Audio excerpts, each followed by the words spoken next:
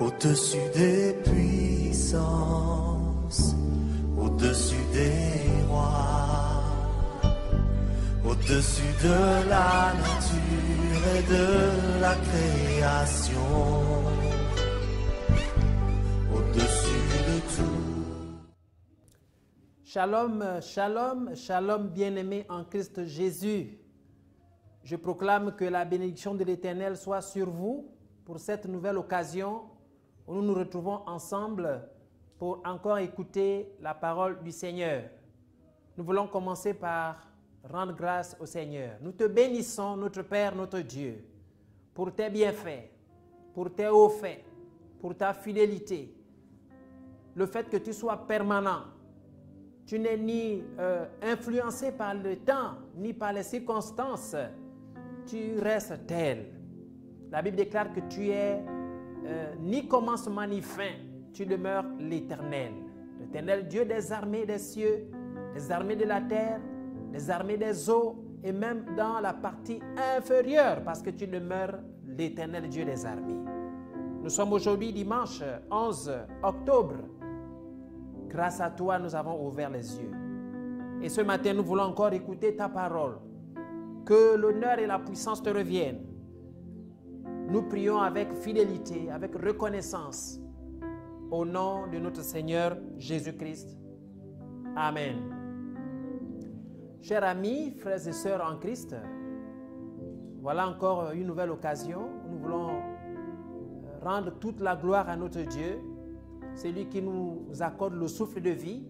C'est lui qui nous permet d'avoir l'être, le mouvement. Même toi, tu t'es réveillé ce matin. Moi qui suis en train de te parler, de vous parler, je me suis réveillé le matin grâce à ces dieux-là. Plusieurs d'entre nous n'ont pas pu voir ce jour parce que leur temps est arrivé. Il y a d'autres qui sont allés auprès du Seigneur. D'autres sont partis pour le bon parce que quand on ne connaît pas le Seigneur, lorsqu'on meurt, voyez-vous, c'est la séparation éternelle parce qu'on n'a pas eu l'occasion de recevoir Jésus pendant que nous sommes encore dans cette tente, cette maison. Vraiment que le Seigneur nous bénisse encore. Nous tenons à vous remercier pour votre fidélité. Nous voulons ce matin rappeler que dimanche passé, nous avons parlé ici sur l'importance du témoignage personnel. En tant qu'enfant de Dieu, nous ne devons pas négliger ce que le Seigneur a fait dans notre vie parce que ce témoignage, le Seigneur pourra s'en servir pour aider aussi notre semblable. Parce qu'il a besoin d'écouter ce que Dieu a fait dans ta vie et le Seigneur pourra aussi faire quelque chose dans sa vie. Et à son tour, il aura l'opportunité également de rendre témoignage de ce Jésus qui a opéré et qui opérera également dans sa vie à cause de ton témoignage et de mon témoignage. Le thème que nous aurons ce matin, c'est deux noms. J'ai bien intitulé « Messe » et « Culte ». Deux noms employés dans la chrétienté. Messe et culte, deux noms employés dans la chrétienté. Oui, c'est un nom, des noms que nous employons. Je vais à la messe. On peut voir un frère ou une sœur dimanche, quand il s'exprime, bien quand elle s'exprime, elle parlera de la messe. Elle dira, bon, je vais à la messe. Par contre, d'autres diront, j'étais au culte, bien je vais au culte. Et ce sont des termes, donc des noms qui sont employés dans la chrétienté.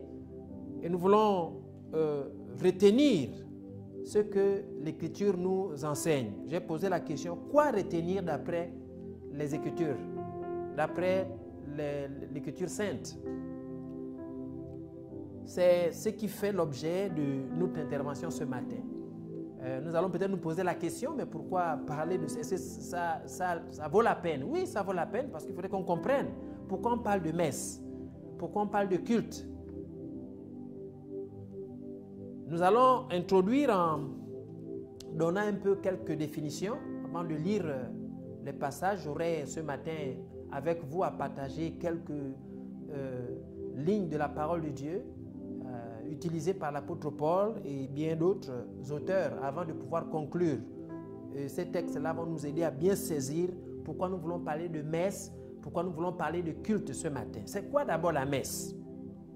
La définition nous fait comprendre que la messe, c'est un nom tiré du grec, la langue grecque, qui veut dire missa. C'est une action de renvoyer.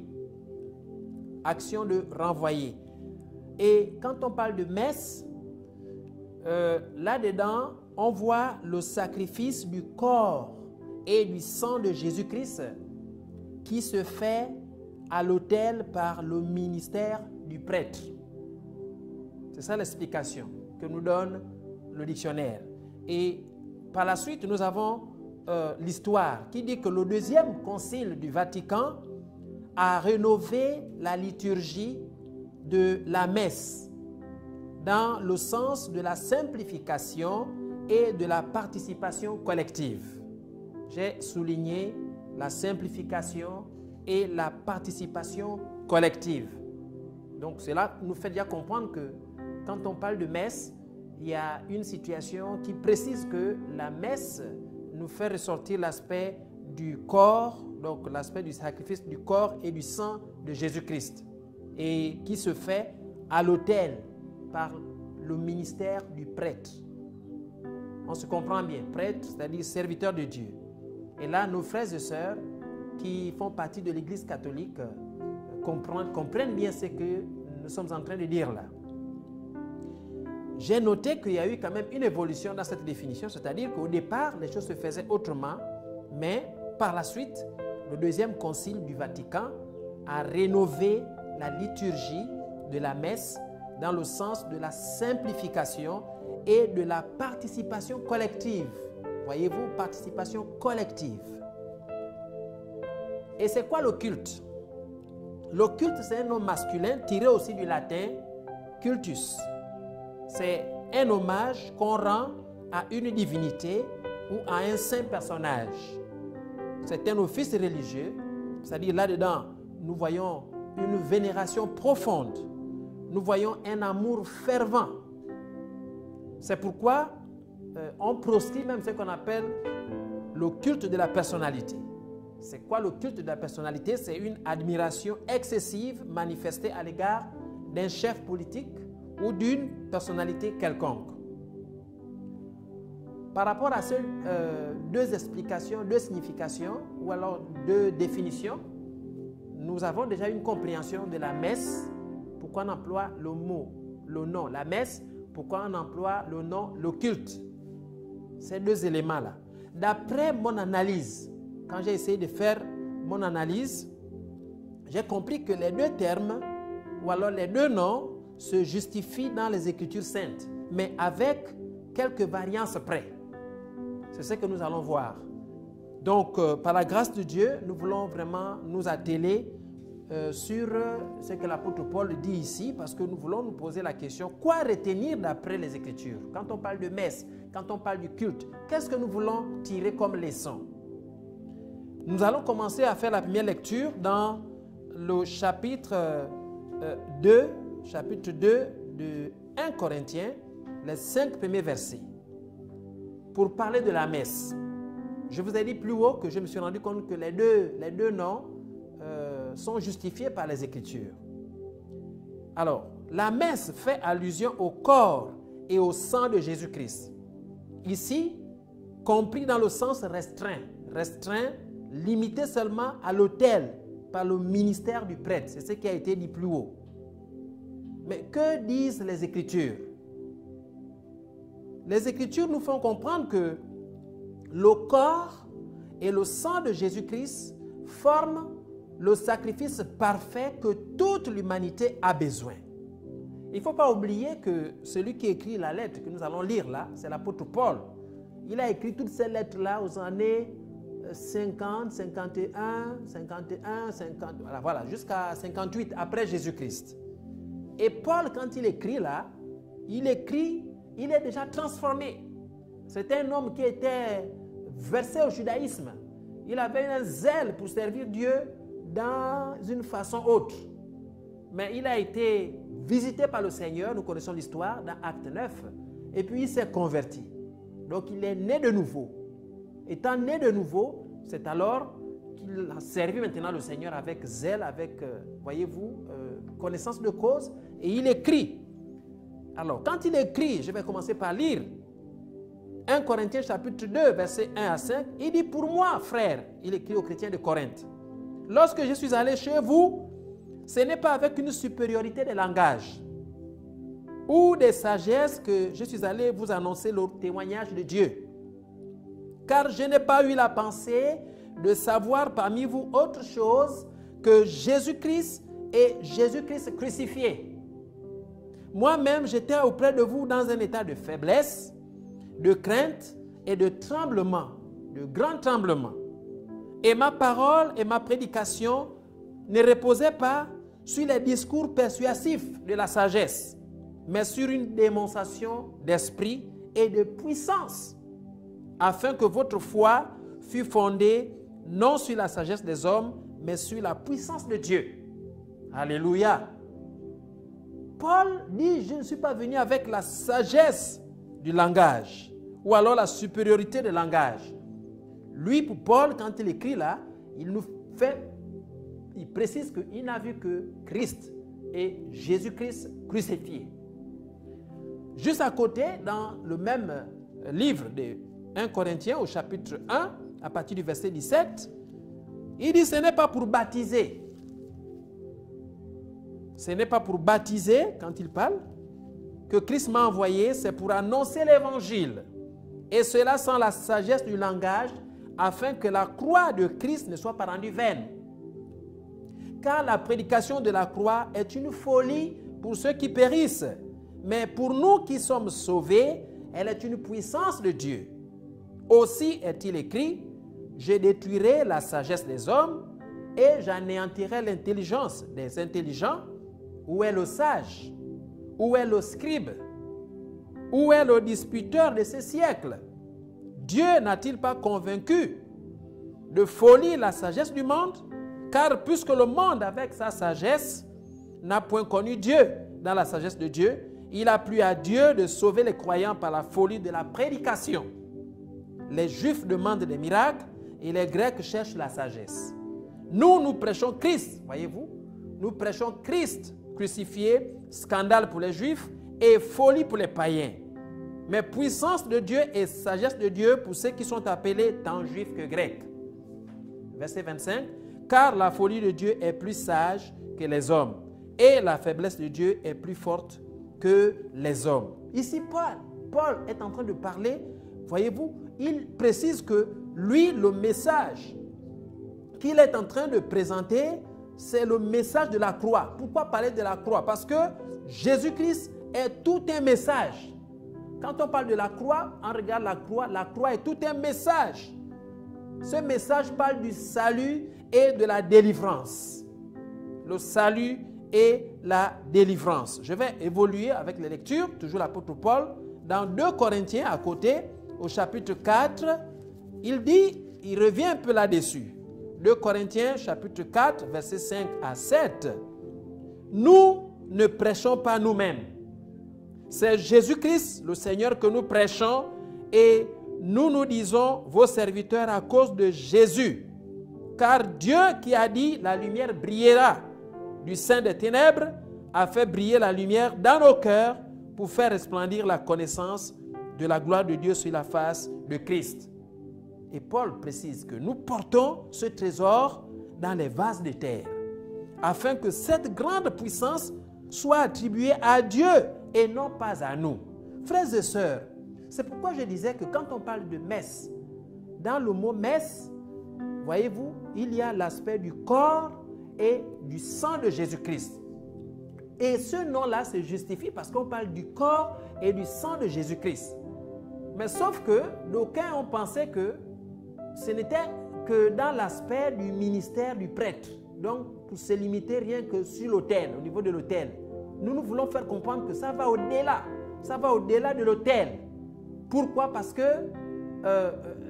le corps et le sang de Jésus, c'est le sacrifice parfait pour sauver les hommes. Et quand il s'agit de prêcher Jésus, comme l'apôtre Paul le dit ici, il a compris qu'il fallait présenter Jésus à toute l'humanité. Et c'est ce Jésus-là que les hommes en ont besoin. Ce Jésus qui est mort et qui est ressuscité. Il n'est pas seulement limité dans le cadre du ministère, du serviteur de Dieu, au niveau de l'autel. il doit aller au-delà. On doit le présenter au-delà. Parce que c'est vraiment important de parler de Jésus. Le corps et le sang de Jésus-Christ. Donc, quand on parle de messe, comme nous avons expliqué plus haut là, ils ont fait comprendre qu'ils sont en train de parler du corps et du sang de Jésus qui est autour du ministère du prêtre. Nous voulons ce matin nous encourager que ce n'est pas faux. Quand on va à la messe, ok, on va parler du corps et du sang de Jésus, mais ça ne se limite pas là. L'apôtre Paul a bien dit, donc ça se justifie par les Écritures, qu'on a tous besoin de Jésus. Et là, Paul dit, c'est un grand trésor que nous avons. Une grande puissance qui doit être attribuée à Dieu, ce n'est pas à nous les hommes. Donc le corps et le sang de Jésus-Christ est indispensable pour toute l'humanité, pour que l'humanité soit sauvée. Mais sauvée comment? Sauvée en croyant et en recevant le message de l'Évangile. Je vais continuer à lire avant de passer au deuxième point, parce qu'on parle, là je suis en train de montrer comment les Écritures attestent la notion de la messe. Parce que dans la messe, il y a le corps et le sang de Jésus qu'on ressort là. Il fait la messe dans la liturgie, pour nos frères là, ils veulent reconnaître que vraiment le corps et le sang de Jésus, ces éléments-là sont utiles. Parce que ça fait le sacrifice parfait. Mais écoutons ce que Paul dit ici dans l'épître aux Romains, au chapitre 10. J'étais en train de dire que Paul parle de tout un trésor, une grande puissance qui doit être attribuée à Dieu. Le corps et le sang de Jésus-Christ est indispensable pour que l'humanité soit sauvée en croyant et en recevant le message de l'Évangile. Et dans l'épître aux Romains, au chapitre 10, à partir du verset 8, il dit par rapport à la justice, comment, voyez-vous, on peut comprendre la manière avec laquelle l'homme doit être sauvé. Que dit-elle donc? La parole est près de toi, dans ta bouche et dans ton cœur. Et c'est la parole de la foi que nous prêchons.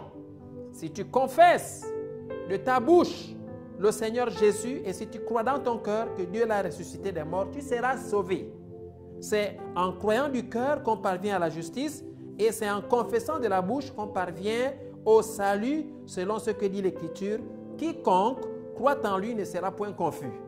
Il n'y a aucune différence en effet entre le juif et le grec, puisqu'ils ont tous un même Seigneur qui est riche pour tous ceux qui l'invoquent. Riche pour tous ceux qui l'invoquent, car quiconque invoquera le nom du Seigneur sera sauvé. Voilà. Donc, le sang, le corps de Jésus, c'est le sacrifice parfait.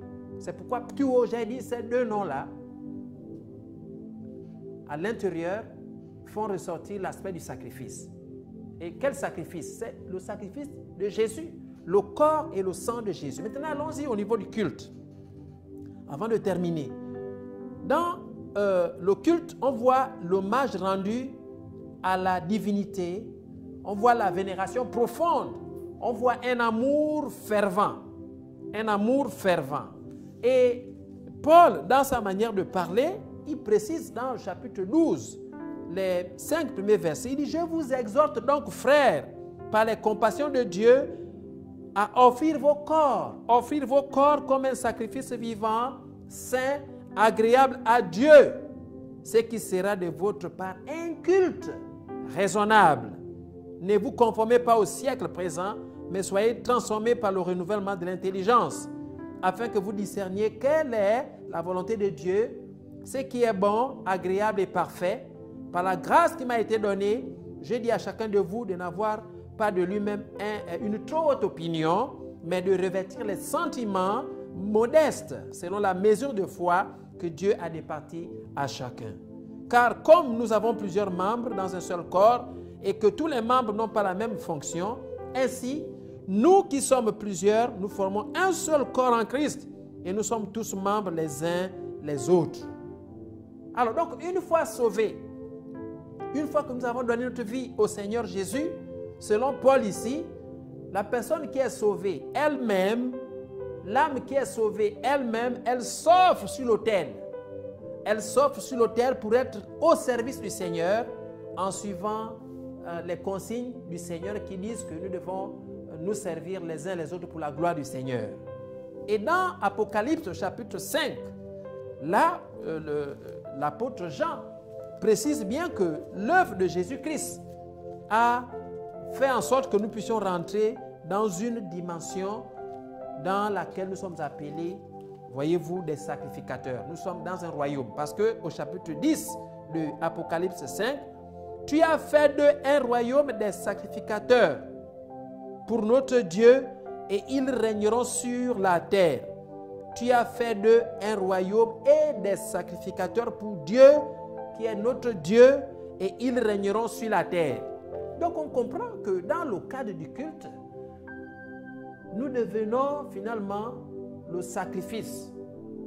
Nous-mêmes, nous nous offrons. Nous nous laissons maintenant entre les mains du Seigneur. On ne part pas offrir autre chose, mais c'est notre vie entière, notre corps, notre âme, notre esprit, qui sont maintenant confiés à Dieu parce qu'il nous a sauvés pour qu'on soit maintenant à lui. Et c'est ce qui justifie, voyez-vous, la pertinence du message. Quand on parle du culte, et Jésus-Christ étant lui-même le souverain sacrificateur, il nous a alignés dans son royaume des sacrificateurs. Au chapitre 8 des Hébreux, je suis en train d'amorcer pour aller à la conclusion. Voyez-vous, Jésus-Christ, c'est celui qui sauve. Lui-même, il est le souverain sacrificateur. Il a donné sa vie qui a été agréée par le Père. Et son sacerdoce le constitue médiateur d'une alliance nouvelle et définitive. Son sacrifice est parfait et unique. Et ceci est justifié par les écrits dans Hébreux chapitre 8, versets 3 à 6, qui dit ceci. Tout souverain sacrificateur est établi pour présenter des offrandes et des sacrifices, d'où il est nécessaire que celui-ci ait aussi quelque chose à présenter. S'il était sur la terre, il ne serait pas même sacrificateur, puisque là sont ceux qui présentent les offrandes selon la loi, lesquels célèbrent un culte, image et ombre des choses célestes, selon que Moïse en fut divinement averti lorsqu'il allait construire le tabernacle. On lui a dit, aie soin, lui fut-il dit, de faire tout d'après le modèle qui t'a été montré sur la montagne. Mais maintenant, il a obtenu un ministère d'autant supérieur qu'il est le médiateur d'une alliance plus excellente qui a été établie sur de meilleures promesses. Frères et sœurs, alors ce matin, avant que je ne conclue, je voudrais nous rappeler que nous avons présenté les deux noms là, qui sont beaucoup employés dans la chrétienté. La messe, le culte. Lorsque nous les utilisons, voyez-vous, le nom messe ou bien culte, nous devons bien chercher à comprendre le sens, car tous les deux noms font intervenir la notion du sacrifice. Mais nous comprenons comment? Comment toi tu comprends ça? Comment moi je comprends? Il faudrait que nous nous référions à la parole de Dieu. Jésus-Christ est ce sacrifice parfait que Dieu offre à l'humanité. Chaque individu a besoin de croire et de recevoir personnellement Jésus-Christ dans sa vie, voyez-vous, et fait partie de ce royaume des sacrificateurs pour Dieu par Jésus-Christ. Et finalement, on s'offre à Dieu pour être utilisé par Dieu. Donc, on ne comprend plus les noms là pareillement. Moi, quand on parle de la messe, oui, je sais qu'on parle du corps et du sang de Jésus, voyez-vous, qui est lié au ministère du prêtre. Mais ça ne se limite pas là. Ça va au-delà, parce que c'est Jésus que le monde a besoin. Donc, on doit sortir de l'autel pour dire qu'on ne s'arrête pas là. C'est pourquoi, au départ, j'ai lu que nos frères ont revu même la liturgie pour dire qu'il faudrait que ça soit fait de façon collective. Tout le monde doit rentrer. Et c'est ça le but de Christ. Il est venu sauver les humains, tous ceux qui croient en Jésus, dans le monde entier, quels que soient les noms. Une fois que tu as cru en Jésus, Jésus est dans ta vie, tu fais partie maintenant, voyez-vous, du corps de Christ. Que tu sois protestant, catholique, tous les noms que nous pouvons donner, l'essentiel pour toi, c'est de recevoir et croire en Jésus. Quand tu as cru en Jésus, tu es enfant de Dieu. Tu fais partie de l'église de Jésus-Christ, que lui-même viendra chercher, l'église universelle. Alors, je crois que ce matin, nous avons compris que ces deux noms-là, messe et culte, qui sont tellement employés dans la chrétienté, nous devons saisir le fond. Parce que, pour conclure, la messe, c'est quand on se met seulement dans le cadre de présenter. Parce que ceux qui ont fait les recherches, ça rappelle un peu le travail du sacrificateur. Le sacrificateur prend pour présenter à Dieu les sacrifices. Donc c'est lui seul qui a cette autorité de pouvoir présenter à Dieu les sacrifices de tous ceux qui, comme ça se faisait avant dans l'Ancien Testament. On parlait du souverain sacrificateur. Il était le seul à présenter pour tout le peuple. Mais Jésus, quand il vient, il a fait en sorte que le voile se déchire, que le voile s'ouvre pour que tout le monde entre. Quand on a cru en Jésus, tous, nous nous offrons. Il n'y a plus seulement une seule personne qui prend pour offrir à la place des autres. C'est nous tous qui rentrons parce que Jésus a déjà ouvert une nouvelle alliance. Voyez-vous que le Seigneur nous aide à comprendre cela. Que le Seigneur te bénisse, mon frère. Que le Seigneur nous bénisse tous. Je vais prier pour vous et pour moi aussi pour que nous continuions à réaliser que nous devons comprendre le sens de nous offrir pour que nous soyons un culte agréable. Toi-même, tu te mets sur l'autel. Donc ta vie tout entière, le Seigneur a besoin d'elle pour que tu aides aussi à amener les autres à connaître Jésus. Merci Seigneur pour ta parole. Nous avons utilisé ces deux termes qui sont employés dans la chrétienté, la messe, le culte. Tu nous fais comprendre que dans tout cela, nous devons comprendre l'aspect du sacrifice. Il n'y a qu'un seul sacrifice parfait et unique. Jésus-Christ seul qui est venu au monde. C'est le don gratuit que le Seigneur a offert à toute l'humanité. Celui qui croit en Jésus a la vie éternelle. Celui qui ne croit pas en Jésus n'a pas la vie éternelle. Et ce matin, tu nous as encore rappelé cette notion qu'il n'y a qu'un seul sacrifice que Jésus a inauguré à la croix. Il a déclaré que tout est accompli. Maintenant, allez par tout le monde. Faites de toutes les nations des disciples, les baptisant au nom du Père, du Fils et du Saint-Esprit. Et voici, je suis avec vous tous les jours jusqu'à la fin du monde. Tous ceux qui obéissent à cette recommandation, Jésus est là. Seigneur, ce matin, que toute la gloire te revienne. Nous prions pour nos frères et sœurs, tous tes serviteurs, tes servantes dans le monde, tous ceux qui ont le message de Jésus-Christ, qui sont aussi combattus parce qu'il faut rester fidèle aux Écritures. Tu veilles sur eux. Nous prions pour notre pays, le Gabon. Nous prions pour nos frères qui travaillent dans la technique pour diffuser ces messages que nous envoyons ici. Que tous ceux qui sont dans les coins et les recoins du monde, que tu les bénisses au nom de Jésus. Tous ceux qui servent, avec dignité, avec respect, qui honorent le Seigneur Jésus, qui ne font pas le mélange, qui ne font pas de syncrétisme, tu les aides, tu les soutiens pour qu'il n'y ait pas un faux feu, mais qu'il y ait seulement le feu qui vient du trône de la grâce, qui vient transformer les vies sous l'autorité de l'Évangile et de la puissance du Saint-Esprit qui a ressuscité Jésus-Christ.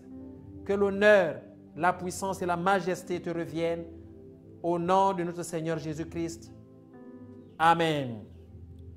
Que le Seigneur vous bénisse. Shalom, shalom, shalom et à nous revoir.